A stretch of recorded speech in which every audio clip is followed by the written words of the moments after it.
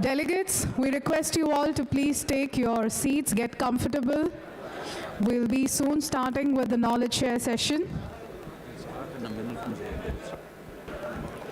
We'll be starting exactly in 60 seconds.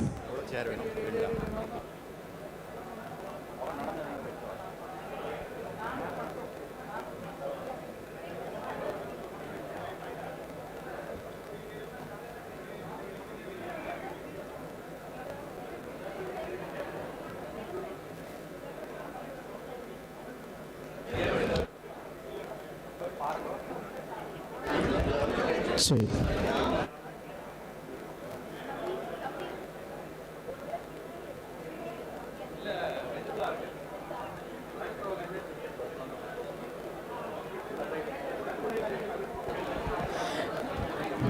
We'll be commencing with the knowledge share session now. Delegates, please be seated. Another 20 seconds.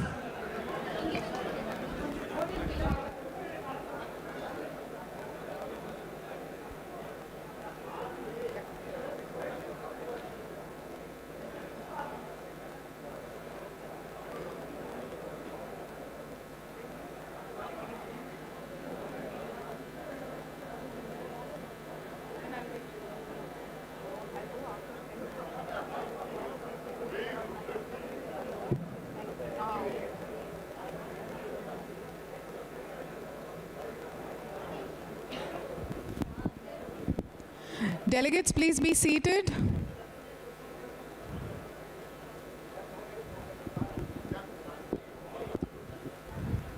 We are commencing with the knowledge share session.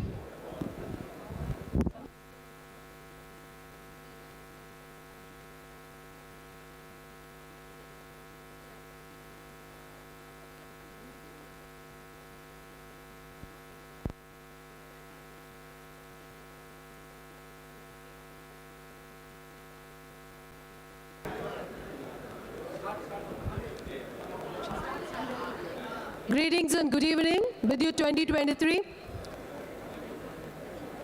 Welcome back to the knowledge sessions. Before the knowledge session, we have one interesting session now. Shankara Group of Healthcare Institutions. Shri Shankar, a retired wing commander from Indian Air Force. After 12 years of serving in IT industry, drawn by the directions by the Holiness Sri Shankaracharya, he joined as a trustee and executive director of Shankara Group to serve humanity in healthcare. The umbrella of Shankara Group includes 3 high hospitals, 2 multi-specialty general hospital, 1 nursing college, 1 old age care center for senior citizens, 1 rural medical center. BBB is very proud and awaiting to hear from this philanthropic wing commander. Ladies and gentlemen, let's give it up to Shri Shankar from Shankara Group of Healthcare Institutions. Over to you, sir. Thank you.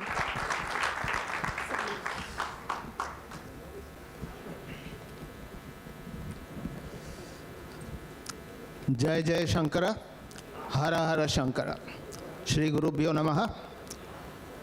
It's a pleasure and privilege to be here to speak to all of you and primarily to introduce you to what we do as a Pamal Shankara group. The group has got the institutions that you have in front of you. As we mentioned, we have 3 eye hospitals, 2 multi-speciality hospitals, one in Pamal and one in Kanchipuram. We also run a rural medical center in Thandalam. We have a nursing college and a college of optometry. These are the institutions that we have. Just to introduce you, and there is obviously a reason behind it, as our chief guest had mentioned, unless you ask, you don't get. So I also intend asking. So before we go to the next.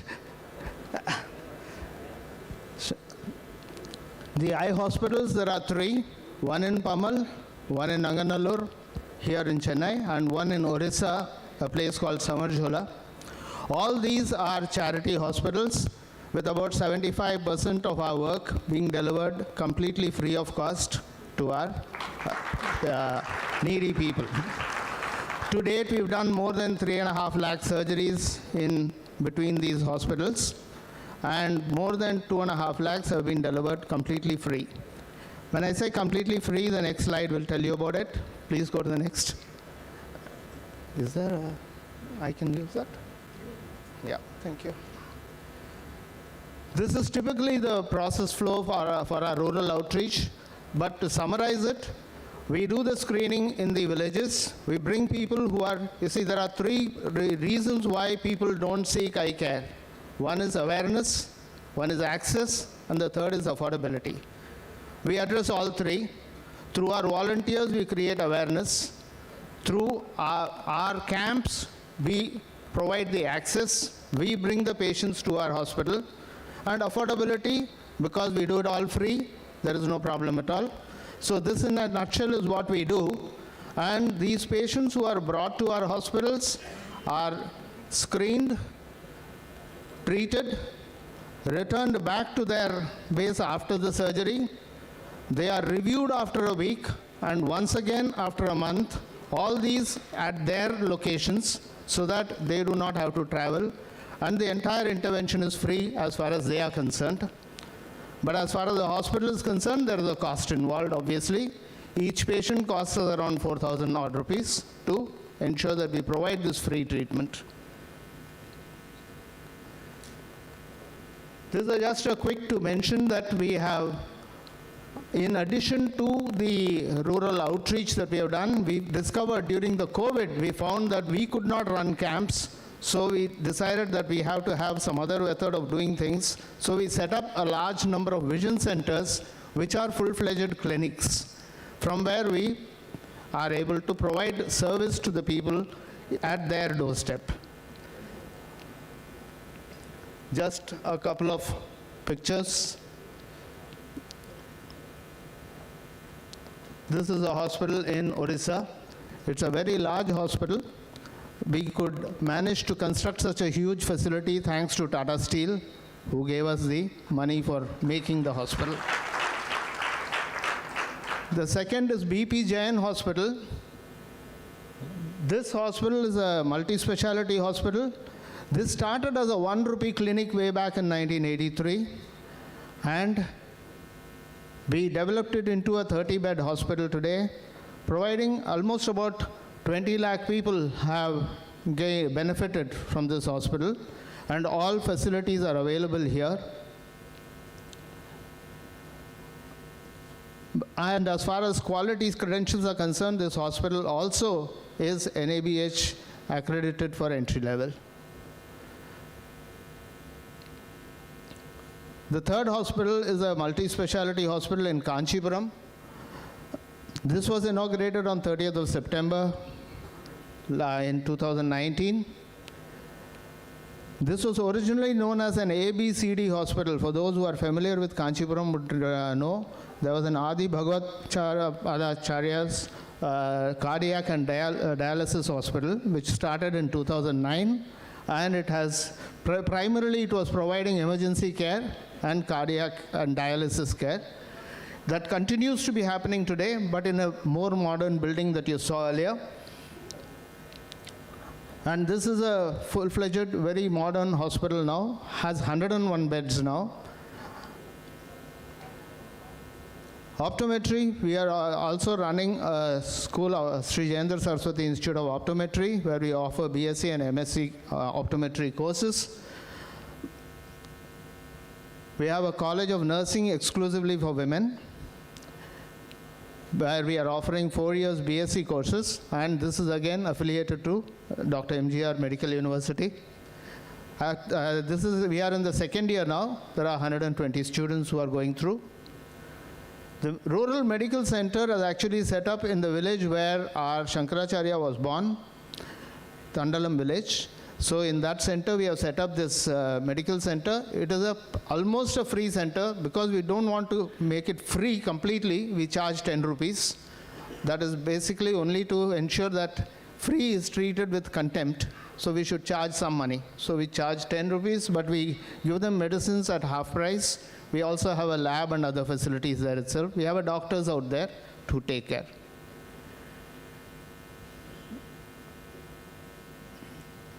We also run an aged care center in Krompet. There are 63 inmates there. This is not an entirely free service, but it is a service that we are providing, which is something that all of you who are in this field would appreciate, that these are elderly people who probably have children, who probably have people who could take care of them, but for whatever reasons, convenience, access, whatever, they are ready to give the money for them, but they are not ready to take care of them.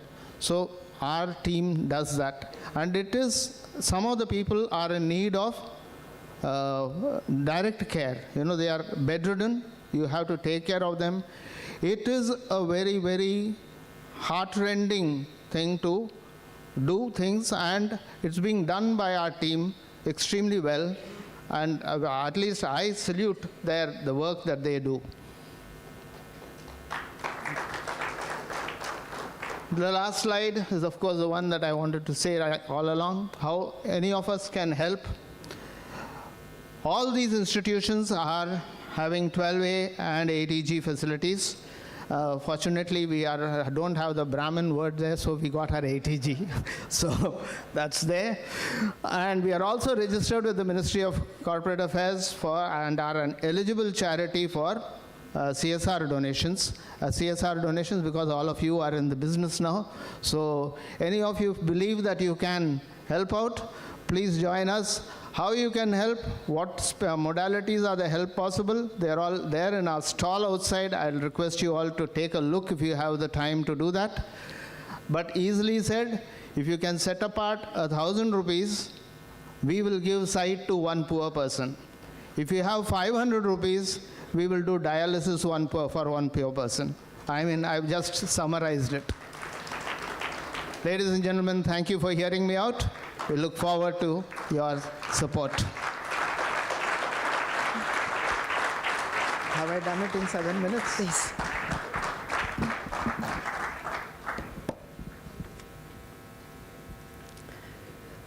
Our next knowledge session. Dr. D.K. Hari and Dr. D.K. Hema Hari. They both hail from an Indian traditional family. They both have a career as management professional for years. Then they have chosen to follow the calling of life, the pursuit and seeking of knowledge through questioning. In the field of civilizational studies, they are founders of Bharat Gyan, a forerunner in Indian civilization knowledge studies. There are multiple contributions. They have given 500 hours of multimedia content, published 100 books as part of Autobiography of India, 5 documentary films, 500 short films, 500 blog articles, etc. They conferred 2 awards, Shri B.R. Haran Memorial Award, Visalakshi Award. They are well recognized by Dr. APJ Abdul Kalam, Mr. Amitabh Bachchan, Swami Dayanand Saraswati, and others. Ladies and gentlemen, I just have 2 things to say. Dr. Hari didn't like me reading this. He said in the introduction, no, just say Hari, I'll come and talk. It just moved me. Few minutes back during lunch, they were serving lunch and the person who was giving plates denied to give him the plate because he didn't have the coupon. He didn't have any strong voice. He didn't even change his face. He was so soft, so humble. Leave, they're following a system. Let's go by the system. Take your time, no hurry. So we were totally moved with your humble nature, sir. We know you're global speakers because of this inner value, sir. Thank you for teaching us all this. Thank you so much. We are awaiting to listen to you, sir. Leveraging Traditional Frameworks by Dr. D.K. Hari and Dr. Hema Hari. Over to you.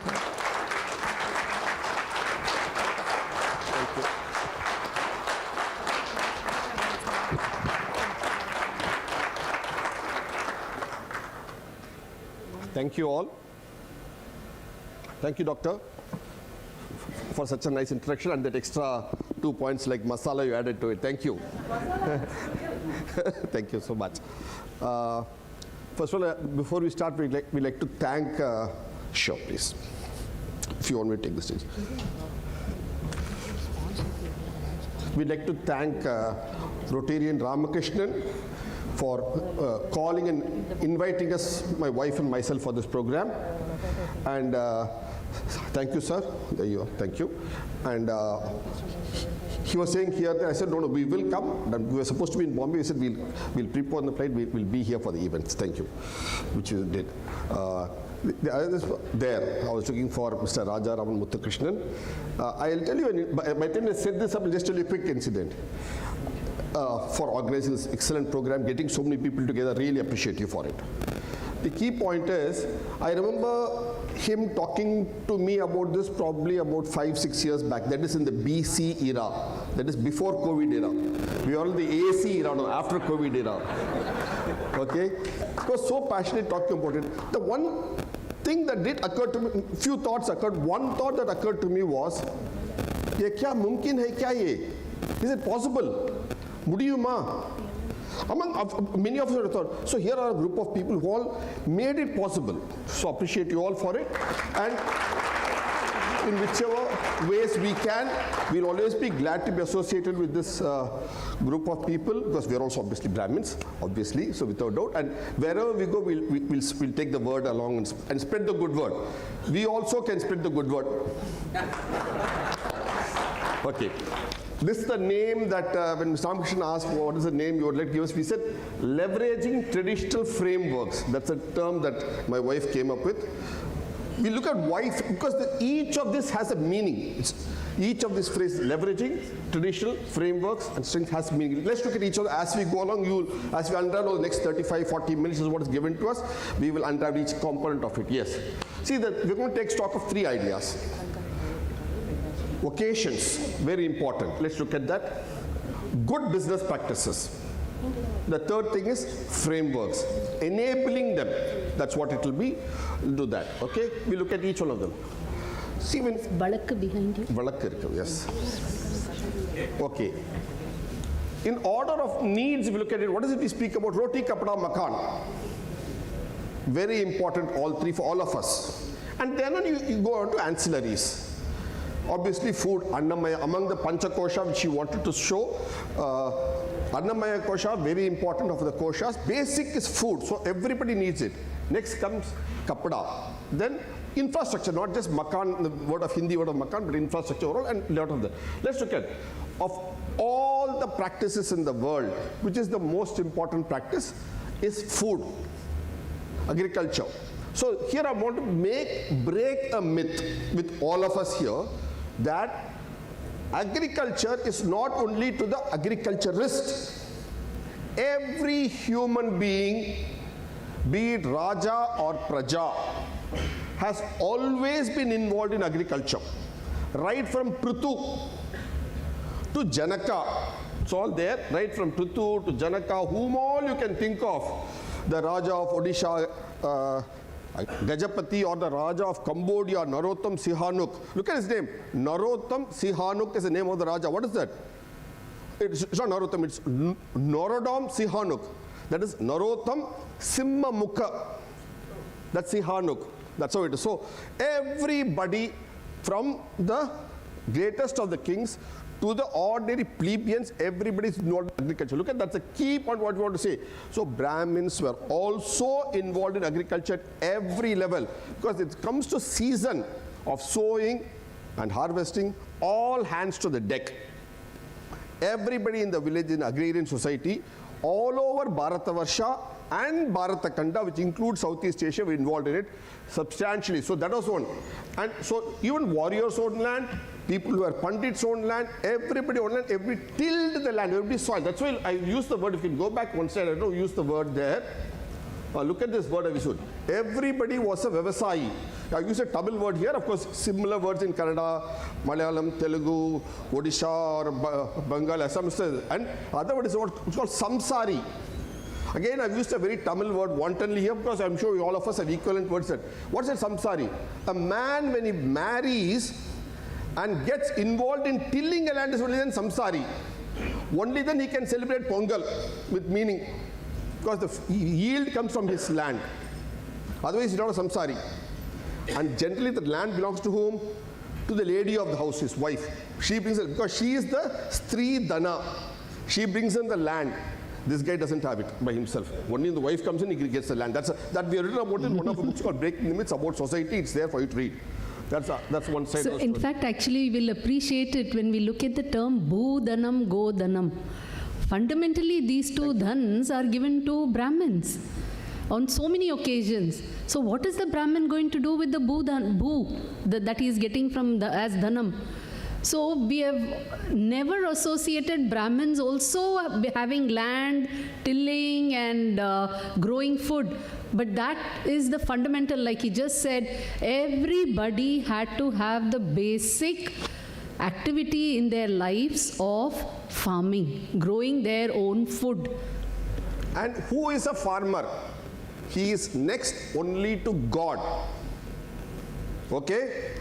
So we want to show you a small film of a person by name M.G. Ramachandran, who was 2-3 decades back actually a guardian of Brahmins. He didn't say that word, but he did it by action. And look at what he says. It's a short 1 minute we have just extract from a film that was old film.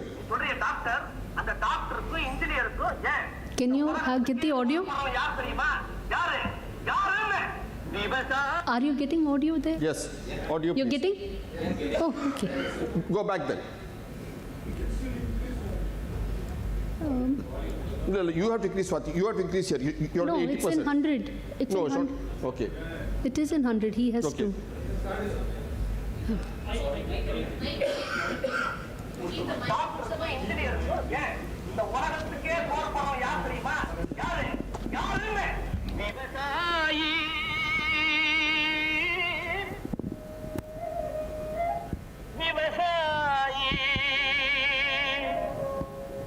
கடவுள் என்னும் முதலாளி கண்டெடுத்த தொழிலாளி விவசாயி. Look at that. After God, it's only the Vyavasayi. And every Brahmin was involved in it. Just a 1 minute clip.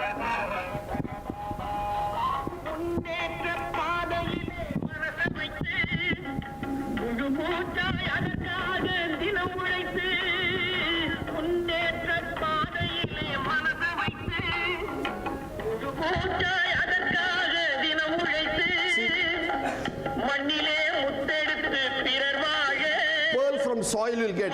That's progress. Pearls from soil. வழங்கும் குணமுடையோன் விவசாயி விவசாயி விவசாயி.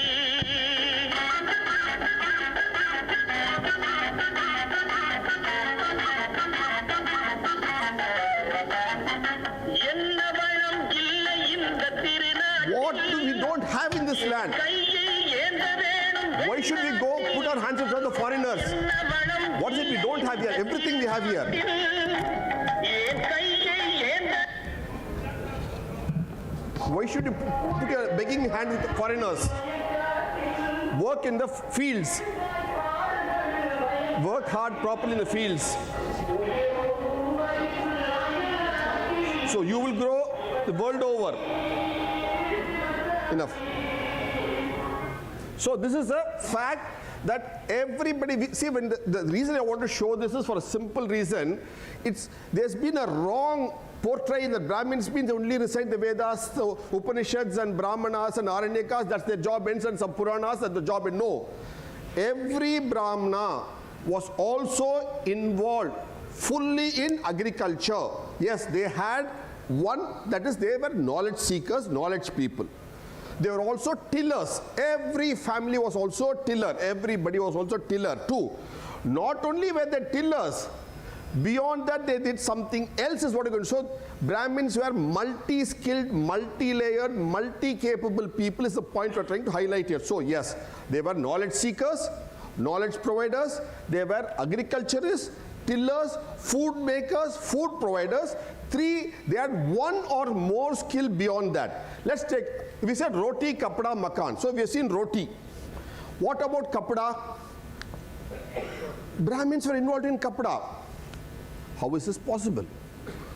Of the people, when you say kapda, what is the rishi that is you associated with growing cloth? Who is a rishi, father rishi of all the growers of makers of cloth? If you look at that incidentally, you want to go there, you want to show that? Yes, please. You want to go to that film? We'll show you the idea of, it's called Patangi, Rishi Patangi, Maharishi Patangi. We'll show, then I'll explain to you. It's a film, this is our own Bharatjan film. One strand of cotton in a bead, in a metal small cylindrical tube, that gives us a whole new perspective, gives us a whole new story of how cotton was first grown in India, harvested and made into a yarn, product, own, all these things. So it tallies archaeologically, it tallies historically with the book Historia, it tallies with our Veda Samhita, it tallies with our Purana, from multiple perspectives. And we have been Jati, a lineage of people who have harvested this cotton and brought it out so well across millennia. And who is this lineage? They are an illustrious lineage called the Patangi lineage. They were people who specialized in high quality cotton fabrics, Patangi. See, the word Patangi also has got similar meaning, Patan or tight. Patan. Okay, that is true. So it is so soft, so nice, it flies, the cotton moths are so. So it was family across the land, across centuries, across millennia, across the civilization, who knew the skills of making this fine quality cotton. So they were Patangi, the respectful occasion, respectful family lineage who brought this to us.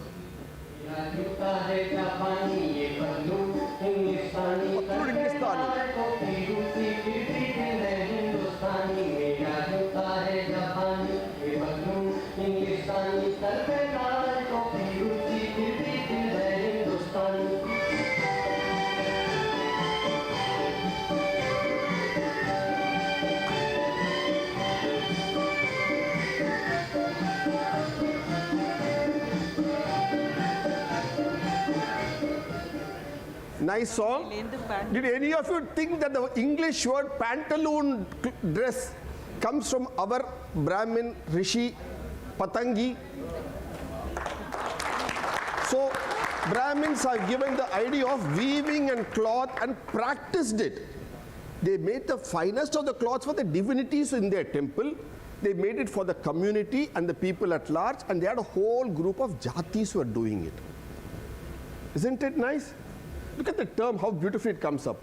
Now, you have agriculture, you have, of course, Veda's knowledge. With, what is Veda?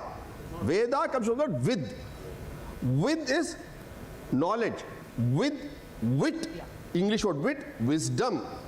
Jnana, jnana, knowledge. Gospel, Gnostics, Jnana. All same root. Bija Akshara, what is in Tamil says Ver Chol, Bija Akshara, that's all it is, nothing else. So having said this, so you see the idea of how we given the idea of weaving cotton itself to the world. That's something we should be proud of. Next, after cotton, yeah, you got roti, you got kapda, what's the next thing you need? For makan infrastructure, what do you need? Metal, steel, zinc, copper, all the metals, tin, all the ores you need. Who is the guy who did it for all of us? No, I think you need to go back to Okay, you want to do wood steel, fine. Steel was developed in India around 300 BC. It's 3000 BC, that's okay. It's possibly a mistranscription of Wook, an anglicized version of Uruku, which means melting in Tamil, and in Dravidian languages. Wood was precious, or metal worthy of the greatest warriors. Small wonder. 30 pounds was deemed a perfect gift for Alexander the Great in an act of friendship by King Boris of Sindh. This steel found immense popularity in the Arab world, who even devised a phrase for it when they beheaded an enemy. They called it Jawab-e-Hind, an answer by the Indian blade. The archived records of the Dutch East India Company read, between the year 1670 and 1681, about 150,000 pounds of steel was exported from Masalipatnam port in Andhra to the Dutch ports in the Batavia region of Netherlands. Every year, more than 10,000 ingots of this steel were exported from Coromandel coast to Persia and Iran. From there, it was sold to Europe until 1821 CE, fueling a large appetite for steel. This was the dawn of the Industrial Revolution of Europe. The fall of this legendary steel happened in the hands of the British Empire, who wanted complete control over it. As they crushed the trade, this legendary steel and its many stories became history. Swords and daggers of wood steel can be seen in many museums of the world, even today. The home of knowledge, wisdom, and fine craftsmanship for thousands of years. This is amazing India. This is our own Bharat Gyan film. Among the 500 films you have seen, few of the films, yes, these are our own personal Bharat Gyan films. That's when she said 500 plus films. Right. Look at this, the idea of wood steel, it's an anglicized word because the Anglican tongue could not say uruk as you say in Tamil or uk as you say in Kannadam or Telugu. So see, that's why so they turned it wood steel, made it a world famous steel, but it's actually our product, made here. Be it in Kudremukh in Karnataka or near Salem, which is called Kodumanal, or various other places like that. Okay, all over. So that's our product. So it went all over from India. And then the Kammaris of Andhra Pradesh, Telangana belt, Adilabad belt, they all had it. So everywhere you have this, and Goa too, for that matter, because that's where all the what do you call the mine ore is all over. So you have seen now the point of. In this, you want to show about Bhrigu, if you don't mind? Yeah. Who is the rishi for this? For all steel making, the world over, any metallurgy.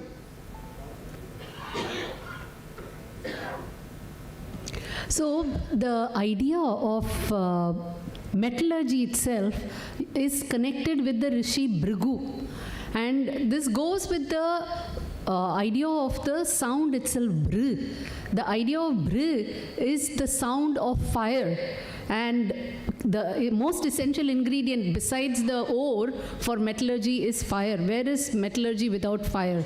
So today if you see anybody from the Bhargava Gotra, all the Bhargavas who are descendants from the lineage of Rishi Bhrigu, then you automatically they are all associated. It was a known fact. Unfortunately, because of this last 200 years of the knowledge gap, today we are not able to associate, and that's what we are trying to highlight to you. Every Rishi name we take actually points to some specialized industry or the other. And that is what we have to get back to bring back our pride that we are actually multi-talented. We have been doing so many things. In fact, look at it. Even Khadga Lakshanam, if you see, there is a beautiful description by Varaha Mihira in Brihat Samhita, where he says how to make the swords. And how to get them to that fine, all those Jawab-e-Hind that we saw, the fine swords from India, they were actually called the Damascus swords. What you know them as Damascus swords today, they're all the swords from India. And it is... We have a film on the word Damascus sword separately in our YouTube channel. Watch that because we don't have time. In given 35 minutes, we cannot show 500 films, obviously. So watch other. It's there for free public viewing. The book is also there for reading. So he writes about Khadga Lakshanam. Khadga means sword. How would he have done all this without actually practicing this industry?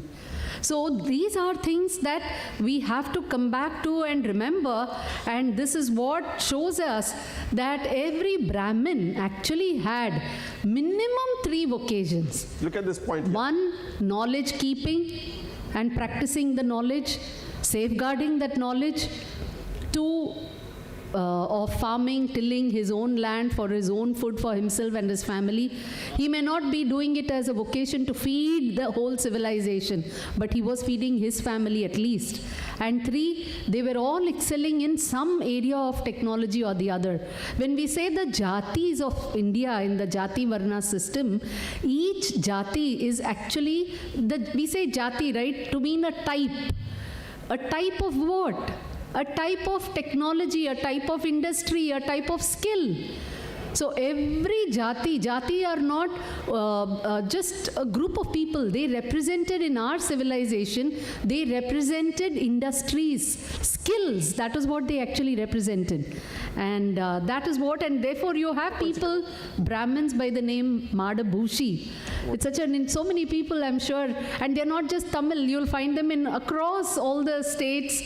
So far, I think you've got it up to South India. As we go across to North India also, you may connect with many Brahmins who are called Madabhushi. What does it mean?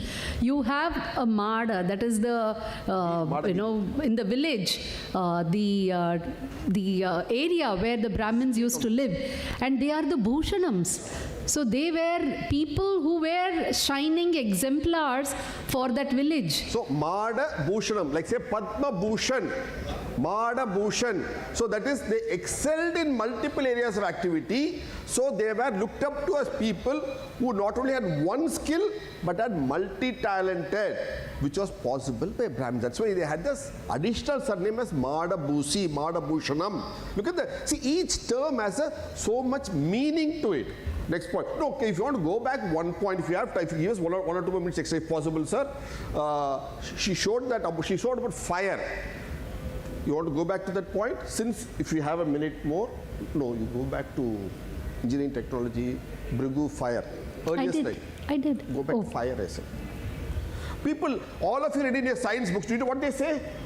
Oh, fire, okay. All of you go to the science books if you read.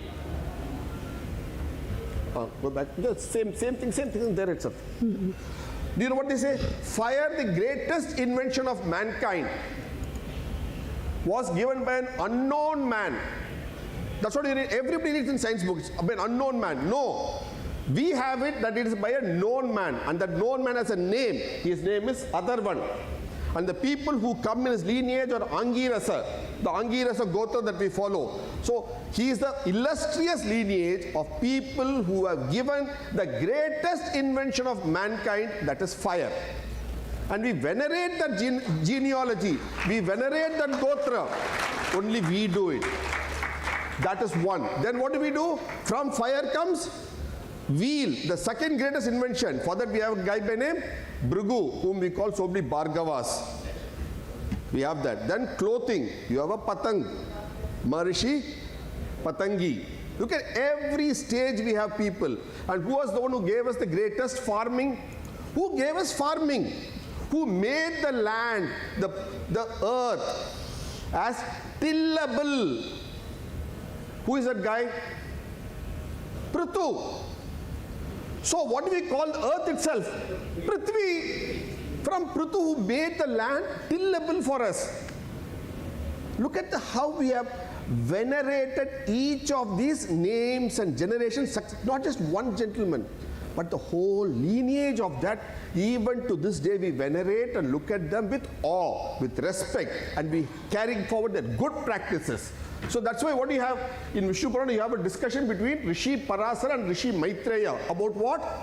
Idea of making food, growing food. And what do you call that? Rishi Parasara book is called Krishi Parasara.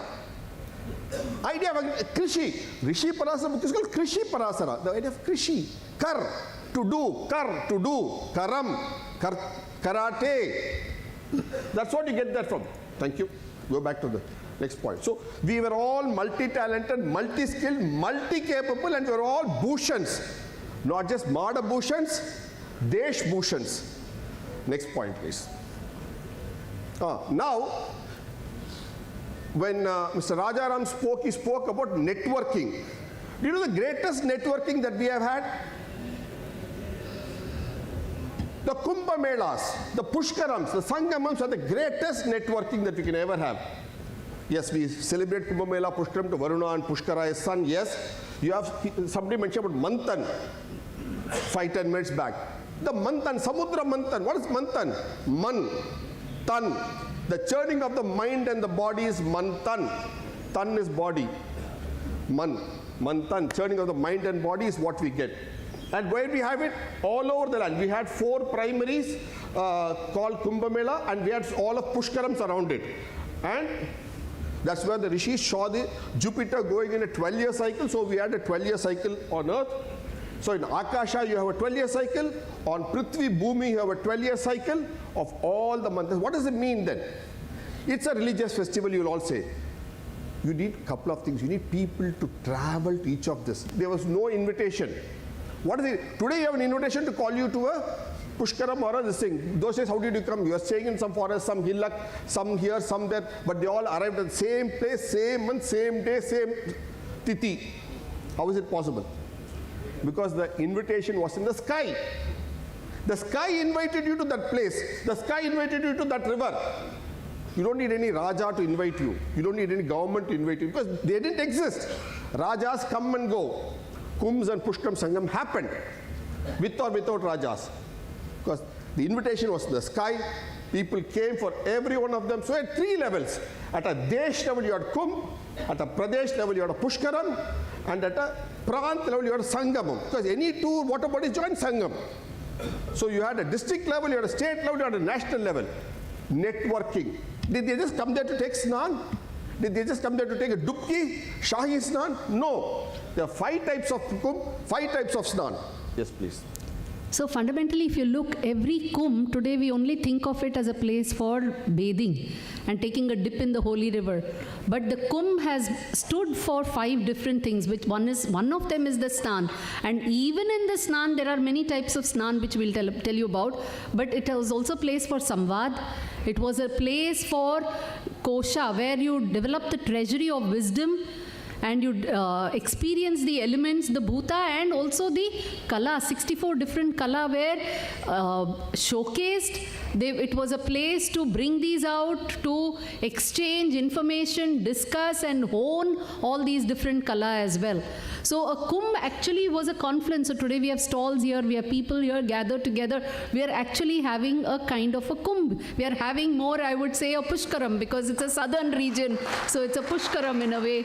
And kudos to all of you for having this lovely thing. And even the snan, see, Jalasnan is just one of them. Pranasnan, Mantrasnan, Nadasnan, Dhyanasnan. So many different kinds of snans at every kumbh. We are not writing this. This is written by Bharat Ratna P.V. Kane in his book Dharma Sastra, the 5 types of snan. So it's not, we are not coming, it's come up by him in 1950. So we are showing how the back-end data for everything we say. Nothing we say is off our hat. We don't have a hat. Nothing is off our hat. Okay, so the point is, so that is how you had the idea of networking. For this networking, suppose you have to go to a particular kumbh, say in Tirunelveli or the one happening at Mysuru, what is this called? Narsapur. Narasimhapur. T. Narsipura. Tirumukkudal. So you have so everywhere you have. But what do you need for it? What do you need for it? Rate is fine. That's given by the stars, not by you and me. You need river. That's given by geography. That's given by topography. You need infrastructure. Every 10 kilometers, you need people to give you rest, feed you, and send you to the next place. What did you need for that? That is what we had. We had infrastructure across Bharatam. Infrastructure was well set for millennia, not by kings, but by people. Look at this. We had Dharmashala everywhere. India was a prosperous country. We had agriculture everywhere. So what did we have? Plenty of food. Sharing of food. You shared it before, with not only the Rishi, you shared it with the Raja, Tapasvi, Grihastha, everybody shared it. That's why you had Chatram, Chavadi, Dharmasala. It's not poor feeding places. It was not matas, but it was in every Nagara to feed everybody for travelers, rest, contact. Everything was free of cost. Compare this with the idea of a British idea of an inn, I-N-N, inn. Inn is where you have to pay money. All your dharmashalas were free. To extent what, and we'll take about 2 examples we'll take. The closest to here is Tiruporur, that is halfway from here to Mahabalipuram, 25 kilometers from here. Look at this one town, Tiruporur, halfway between Chennai and Mahabalipuram. Do you know how many chatrams were in that one small town? 64 chatrams as of 1722. Look at this beauty of each chatram, the designs, the patterns, the royal palaces, each chatram. I want you all to pay attention to the names of the chatram. We'll ask you a question at the end of these couple of slides to wake you up, of course. That's okay. But Sandror Chatram, Sandror means learned people, Sandror, people of learning. Look at this, on West Mada Street. So every Chatram, so you could go there, have all the food you want, stay 1, 2, 3, 4 days, have all Ayurvedic medicines, get fresh clothes, do whatever religious festival that was in that period, do those festivals, and then move on to the next town. And look at this, Mysuru. I'm sure quite a few people from Mysuru. Look at this. When the Raja of Mysuru gave up the kingdom, that was the amount of money he was spending for the Chatrams. As British took over, look at, dropped straight away to 1/5 in 1 year, then closed. So the profusion that we are spending for infrastructure building for people to network was humongous for land to be that's why the land was prosperous. That was the, and look at this, Tanjavur, we'll take one more example. We showed a Mysore, we'll take Tanjavur example.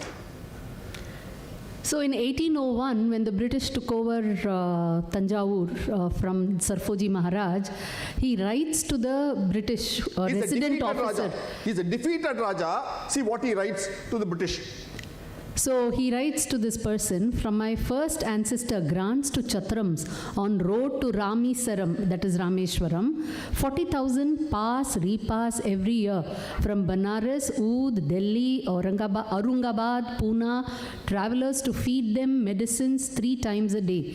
These Chatrams not recent foundation, charities by my ancestors. So he is saying my land is Tanjavur. People are not coming to my land. They are going to Rameshwaram. And where are they coming from? So many other places, Delhi, Aurangabad, Banaras, Pune and so on. They are just passing through my land. But my ancestors have set up these chatrams where we give them medicine, we give them food, we give them a place to stay. And he writes, I have perfect confidence that this custom of my ancestors will not be deviated from, and that I shall not suffer the disgrace of seeing it abolished in my reign. What can I write more? So he is begging, please don't stop it. Do whatever else you want, but don't stop this. I don't want the disgrace that during my reign, this particular habit which has been going on for millennia in this land of Bharat has come to a halt. And look at how well they were all planned. So in Tanjavur, we saw how many in Tiruporur? 64. Good, you're all awake. How many in Tanjavur? 18 at least. And here, look at these, how they had designed and planned it. They were all at a distance that a person can walk in one day. So every day people could walk, take rest. So they would start from Tanjavur, go to the Orthanadu Chatram, then Muktambal Chatram, and they were all spaced at a walking distance. 10 kilometers. So this was the kind, and this is just an example that we are able to see in Tanjavur or Tiruporur, but people from Delhi, they have come, meaning all the way through, they would have had this kind of infrastructure. So now I just want to come to the question. When you saw Tiruporur, what did you see common in the names of the Chatrams? Communities. So, for networking, look at it, what our ancestors had recognized and done.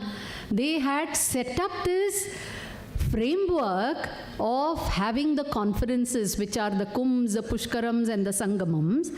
They had established yatra as a tradition, as a practice. So like you have, every year we are going to have Bidyuth. So it is going to be an annual festival, right? And of course today we have the hotels and all that, but more importantly they had established community-wise chatram. So they had recognized that community plays an important role. People tend to congregate from a community perspective because that gives them a feeling of comfort. Today all of us were so happy to eat because we could eat with a sense of security that the food is vegetarian. We're all vegetarians. And you walk into a 5-star, you never expect to get fully vegetarian food. But today we all ate without, asking veg or non-veg, looking for red or green dot, because we all took it for granted that it is going to be vegetarian. So that community, addressing the community needs is very important, and that is something that you are doing now with this BBB. That's very important. So what she said, so if you are doing a community thing, a Patangi group of people will stay in a Chatram where Patangis are discussing. A Bhargava group of people discuss where Bhargavas are discussing. So you will know the latest best practices of steel. You will know the latest best practices of, good practices of cotton, growing, thread, weaving, dyeing, yarning, all that cut, all that you will know. So trade was kept at the top. Business practices were kept at the top. And what was practiced in Kashmir, what was practiced in Kanyakumari, there was the exchange of ideas. Constant churn of ideas. So you had the best products being made and best products being sold. That was the net. You said the word networking. This is networking in practice. So you had guild-based infrastructure, constant churn of business ideas, and good business practice. These are not modern jargons. Mind you, don't think you learned them in Harvard Business School. These are practiced in Muktambal Chatram and Yogambal Chatram and Mysuru and Untikappal and Vijayawada and Visakhapatnam. All these are practiced on a daily basis. So all these terms were in practice usage. So that gives us the thing, it's community, and also when you look at the jati, that gives you an idea that it is important to bring that focus. So we were listening to about the comfort zone kind of businesses versus people who are willing to go beyond comfort zones. So it is good that we start focusing and saying these are the kind of industries, this is within this community, start giving them that opportunity to share and network from that perspective. So you want to show this Yatra second or move on? I don't know how much time we have. The other advantage that we wanted to show you and remind you of fundamentally. Yeah, we'll move on to the Yeah. short time. So we are leveraging strengths, our individual strengths. So what has been one of the key strengths of the Brahmin community? This has been to the ability to straddle the subtle and the gross. And one of the exemplars for this is Maharishi Bharadwaja. I'll just show you, this is a small extract from our book. If you look at it, Maharishi Bharadwaja, he is the rishi to whom you trace everything in sciences. Almost all branches of sciences, you trace it to Maharishi Bharadwaj. If you take medicine, it will say, oh, Atreya, he goes to Bharadwaja. If you take anatomy, surgery, Dhanvantri, it will go to Bharadwaja. If you take about bovine, all various Ayurveda, you talk about astronomy, you talk about optics, engineering, everybody will go back to Maharishi Bharadwaja. Including Vimana, which was from near Bangalore, Anekal, Subhaya Sastri. That also Vimana goes back to Bharadwaja. Yantra Sarvasva. It goes back to Bharadwaja. Everything goes back to Bharadwaja. Why does it go back to Bharadwaja? What does it mean Bharadwaja mean? Instantly, her father belongs to the Bharadwaja Gotram, so she's the right person to speak about it. I'll step Though aside. I don't know if I have that capacity, because what I'm going to say is something that is just really out of the world. Because the name, very word Bharadwaja, Bhara means to be able to bear and straddle. So Dwaja too. I mean, there are a lot of stories in the Purana about his birth, that is one side.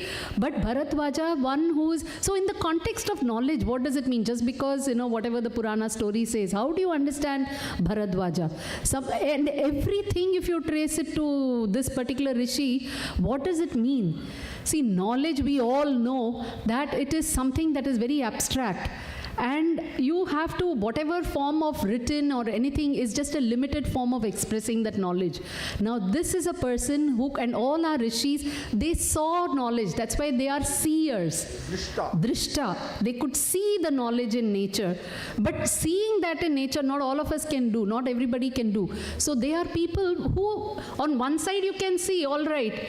But the other side, once you exit that state, you should be able to communicate that to people who are in this state of the gross world.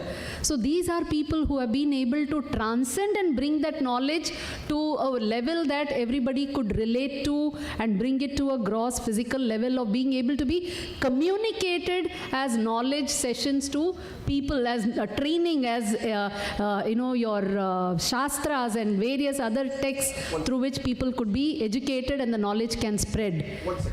See, what she's saying is, just briefly, two things. So it was the Bharadwajas who could transcend between the subtle and gross, share knowledge from the subtle to the level at gross. That is, so they could transcend two realms. One other field, I'll tell you example, simple example, because this may be slightly difficult to say in 1.5 minutes. I'll take one more. Historians, I always say in some history meetings, historians can transcend time. They can today talk about 2020 CE, they can suddenly talk about 1750 CE, they can suddenly speak about 3000 BCE, 2000 BCE, 1000 BCE. They can transcend time linearly and talk about different time events, time markers. Whereas a Bharadwaja is a skill to transcend from subtle to gross and gross to subtle. Look at, and that's because you had mantra also with you and you had tantra with you. So you could transcend these two. And for this transcending that you could do, but some people can do it. And the Bharadwajas or the Brahmanas were gifted at it.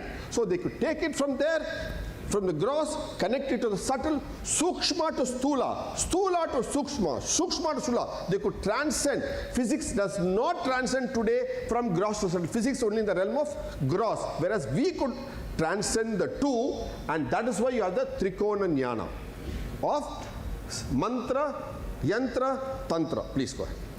So we are people who have innately, by so many generations, have had the tendency to be able to touch the subtle a little more with just a little, maybe we are at an advantage, I would say, in that sense. So we should try to leverage that and the gross, and this is something that which we as a community can definitely do, and this is an area that we should also be focusing on as a business when we are looking at it from a business perspective. Yeah. We'll just show you one or two films and end the presentation person. We'll just show you a film on this particular subject of Yantra Tantra. Again, this is one of our 500 plus films that we made. Just a 2-minute. The term Bidyuth in Indian mathematics encompasses the concept of golden numbers, golden ratios, golden means, golden curves, golden spirals, golden triangles, and so on, that create the world, the heap, the pattern, the order in the cosmos. It is this universal order that has been seen, understood, and expressed mathematically and venerated by the Indians from time immemorial in divine forms such as gopura of temples and yantra, geometric shapes.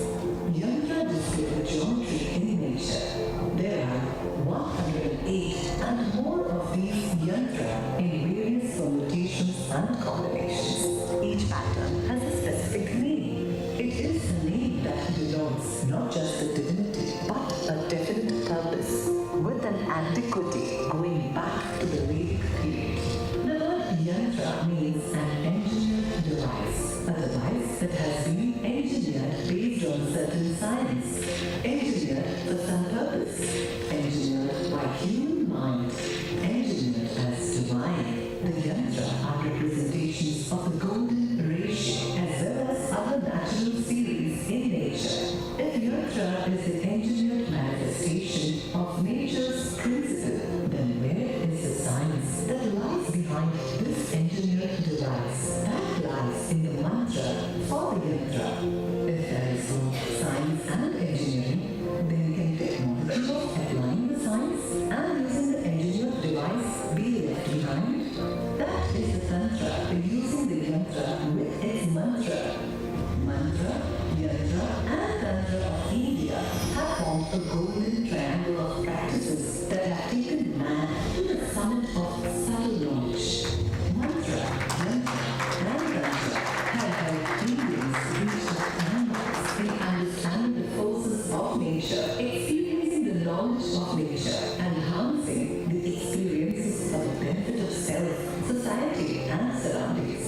It is within this divine triangle of mantra, yantra, and tantra which together culminate as the practice of Meru worship lies the answer to the great pyramids of the world.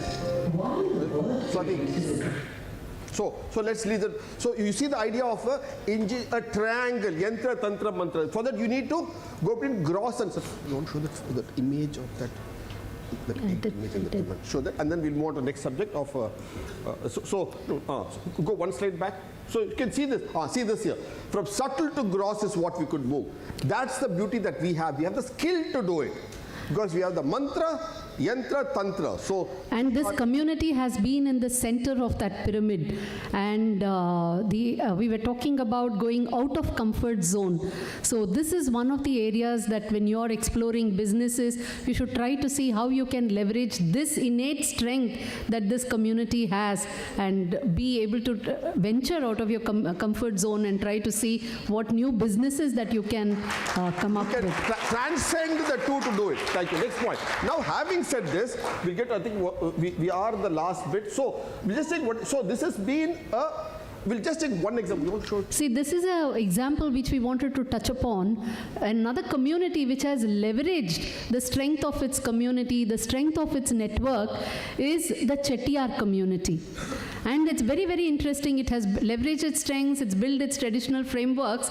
And what we wanted to show you was how this community actually comes. I mean, the word Chettiar itself, where it comes from, is something that's amazing. And when we showed this to the Chettiars themselves, they were astounded. They said, oh my God, we didn't know of this power of our community. See, look at the name. How did the word Chettiar come about? Think for how did the word Chettiar, why should a Chettiar be called a Chettiar? Or a Shetty be called a Shetty in Karnataka? The root of the word comes from a Vedic word called Shreni. Shreni here. Shreni, that's a Vedic word. You find this in the Harappa Mohenjo-daro seals. Like here, you find this in the Harappa Mohenjo-daro seals, Sindhu civilization seals, you find this. Shreni means guild. A guild of people doing one particular variety of trade. So that is what the word Shreni. It's a group formed out of trust. Trust, T-R-U-S-T, where trust. Trust rules and all the interactions. So Shreni is one such group, and people of that Shreni, and especially those who excel, are Sreshta.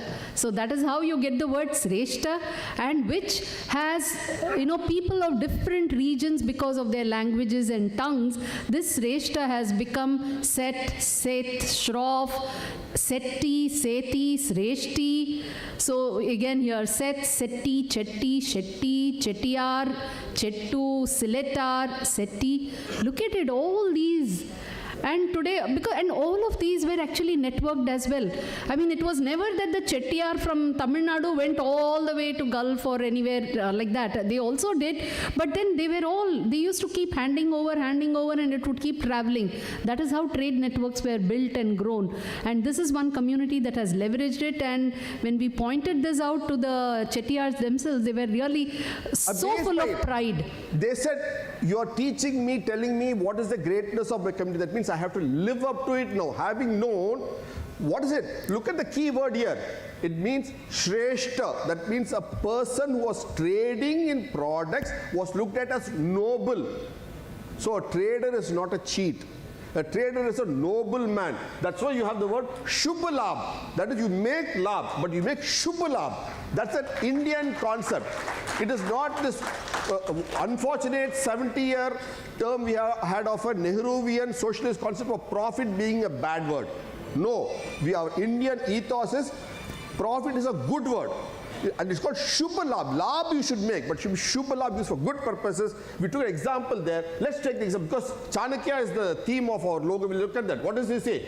You get happiness by doing the right things. To do the right things for the society, you need wealth.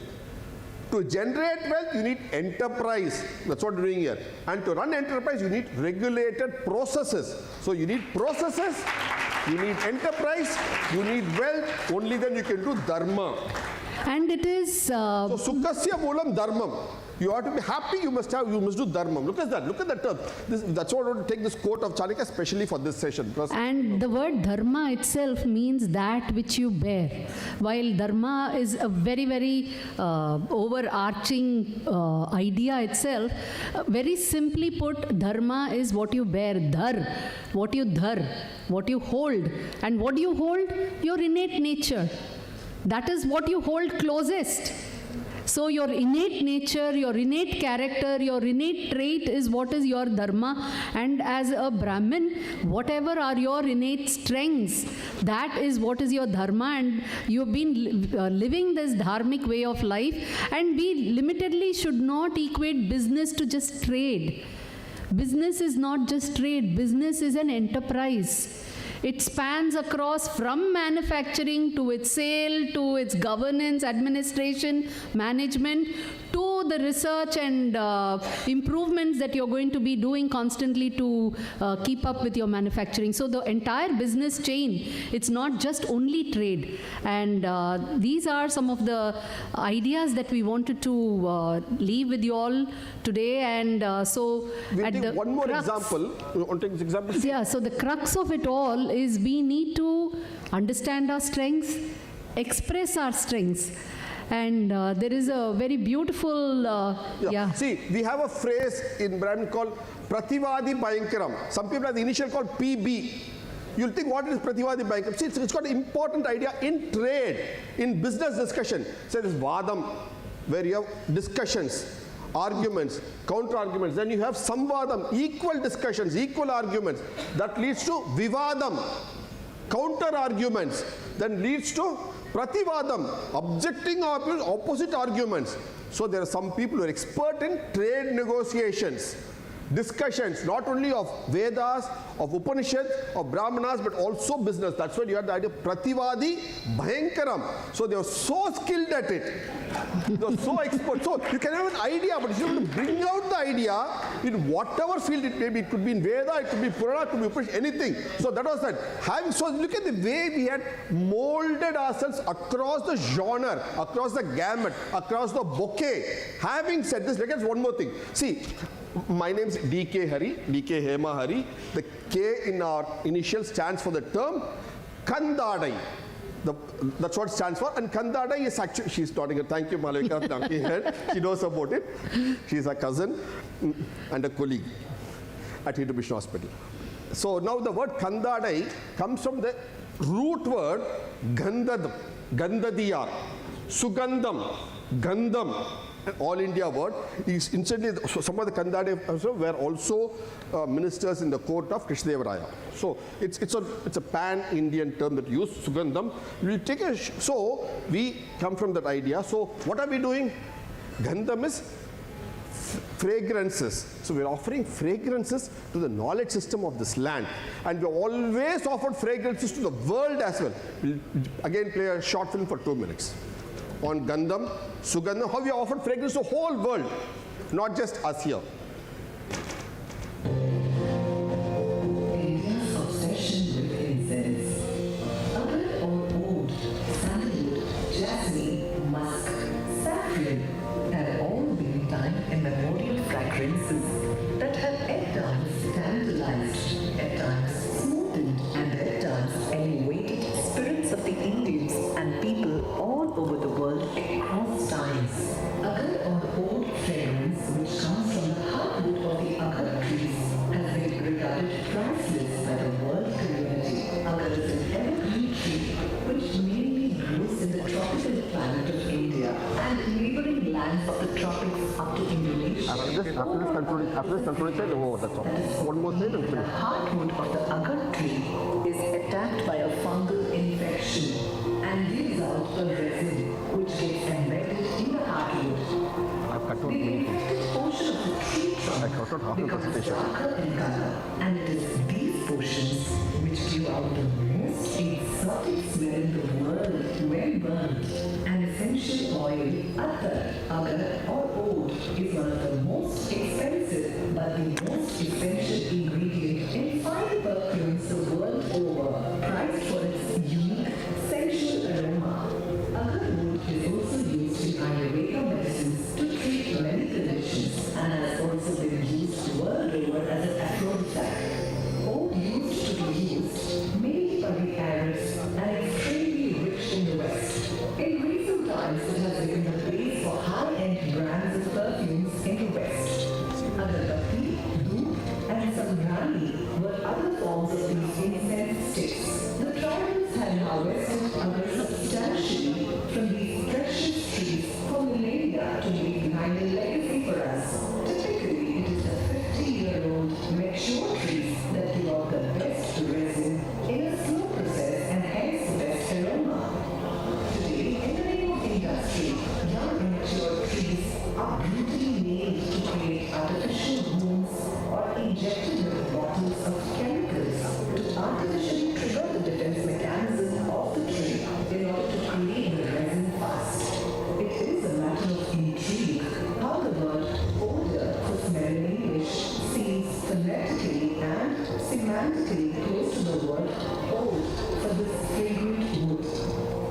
Another matter of Udvati, Udvati. word old for twig, rod or stick is again phonetically and semantically close to the word wood. India's obsession with this aroma has now spread and conquered other parts of the world. Good. So look at this. So we are proud that we, being Kandade, are able to share the fragrance of knowledge of this civilization, knowledge of this land, and share it with people who are interested in knowledge, because we are all people seeking good knowledge. Being Brahmana, we are all in knowledge. And the one key point I would like to say is, what is important is the call to action is what Mr. Rajaram asked. What is it? We must have dare and confidence. Because only have the knowledge, we'll get to know. Only get to put it in practice and show it all. So what is about dare and confidence? One thing I asked Mr. Ramakrishnan was, is there any dress code for this event? Because it's a Brahmin event. I said, why not it be Madisaru for ladies and Panchakacham for men? That should be the dress. So that is what you show. You flaunt and show. And I want to say, listen to one lady, one mommy who's come in. The whole of us, 400 people, only one person who's come in Madisaru. Please get up, mommy. See, that is, so next time when we have an event, we must all come for the event in Panchakacham and Madisaru to say that we are proud about our culture, because we have offered so much and we should continue to offer our strengths for this land. That is where the dare and confidence needs to come. That is the call of action. Then you don't have to overuse it, but you got to use it where it needs to be, so we are clear about what we want to share, transcend from subtle to gross, transcend knowledge, use multi-layered, multi-talented people to do all this. So those who want, some people ask me, where is the content available? All our content is available in Bharat Gyan, our website, our films, our books, online. We've incidentally written only about 100 books. And still we are only scratching the surface of this knowledge base. So that's all is there. Most of online, physical, all this available. We do a lot of courses internationally for universities. Those who want to, welcome, join us, discuss with us. We'll be willing to offer a lot of students, a lot of opportunities to take this forward. Once again, my wife and I would like to thank this August forum for having given us an audience to make a presentation here. Thank you. Namaste. Swati, please come on stage. Swati, please come on stage.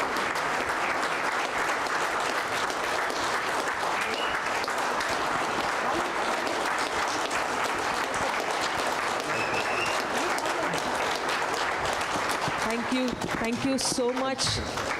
Thank you so much, Dr. D.K. Hari and Dr. Hema Hari. Thank you so much. We are indeed so proud of our lineage and what our ancestors have done. So we would request Mr. Bhargav Sundaram to please, President of Bharati chapter, to felicitate our guests, speaker guests.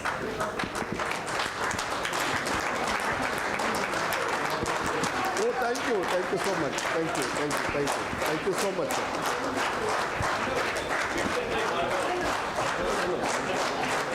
Thank you so much.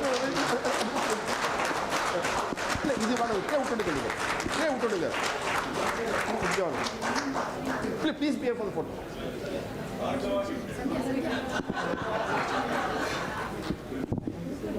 Thank you so much, Bhargav. Thank you so much. Appreciate it, really. Thank you all. Once again, thank you for a standing ovation. Really appreciate it.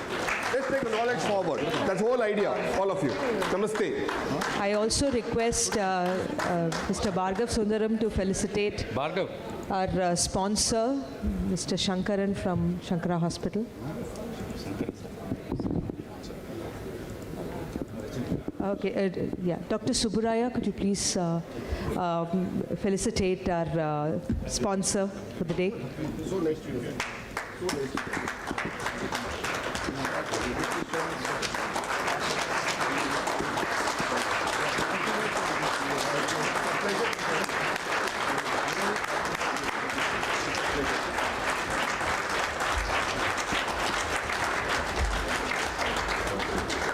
Thank you so much, sir. Thank you.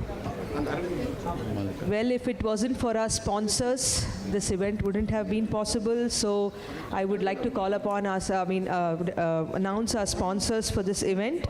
Shankara Eye Hospital, Super Auto Forge, Karnataka Bank, Harmony, Power on Automations, Equitas, Idea Guru Solutions, Deco, Voice Snap, Rensol Power, Avantgarde, Forgings, City Union Bank, Integrated Simplified Solutions, Ganesh Mill Stores, Europa, Savitri Photo House, Hindu Mission Hospital, TSM and Wallet HR.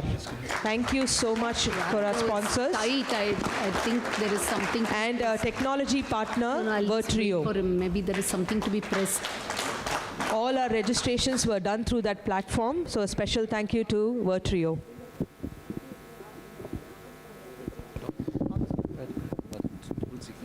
Yeah. How was the session? Fantastic, right? Mind-blowing. So we do have a feedback link sent to all of you. So please look at your mobile. There'll be separate feedback links for each session. So take time to fill in that feedback. Our next 3 sessions are going to be CCC, which is Core Competency Clusters, in 3 different halls. So first will be Personal Care, Health and Wealth. That will be done in Madras 2. So this will be split into 2 and it will become Madras 2, which will have Personal Care, Health and Wealth. That's the first core competency cluster. The second is Training and Business Consultants, which will be in Lotus and Jasmine, which is in the far end on the other side. And the third one is Construction and Real Estate, which will be in the same hall. So I repeat, session 1, Personal Care, Health and Wealth, will be in Madras 2, which means this hall will be split, and I think that's the back side is the Madras 2. And Training and Business Consultants will be in Lotus and Jasmine, which is in the far end. And the third, Construction and Real Estate, will be in the same hall. And again, we assemble for a common knowledge session, which will be a panel discussion. How do I scale and grow my business?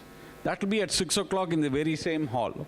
So you have exactly 1 hour from now for going to your CCC and then coming back here for the knowledge session. Make sure you meet as many as possible during this break and come back to this hall at 6 o'clock. We have one more on KYT, the Know Your Team. It's a 24/7 lounge upstairs. Dharani Hall. Dharani Hall upstairs, where there are 20 tables, which means 40 people can meet at any point in time. It's a half an hour per meeting slot. It is round the clock. So you can go pick your partner and do a KYT parallelly. Delegates, please stay back. Sir, are you done? I think you are already. Okay, so over to MCs for that. Sir, are you done? Yeah. Thank you. Delegates, please stay back. A quick announcement. Please collect your kit bags on the way out. So that's why I've been holding the door.